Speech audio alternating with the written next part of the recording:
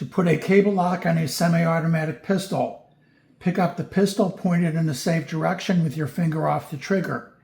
Eject the magazine, rack the slide, and engage the slide lock. Run the cable through the magazine well and out the ejection port. Secure the cable. Store the key and ammunition in a separate location from the pistol. A trigger lock can be used with any firearm. First, unlock and separate the two pieces of the trigger lock. Make sure the firearm is unloaded. Put the stem of the trigger lock through the trigger guard in front of the trigger. Pick up the second piece, mate it to the stem.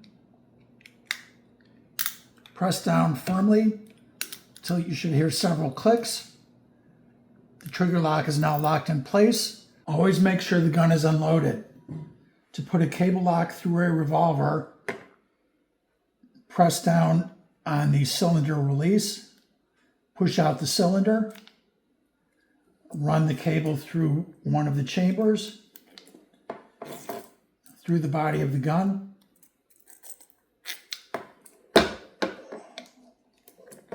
lock it.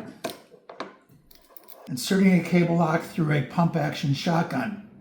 Make sure the gun is unloaded. Rack the slide.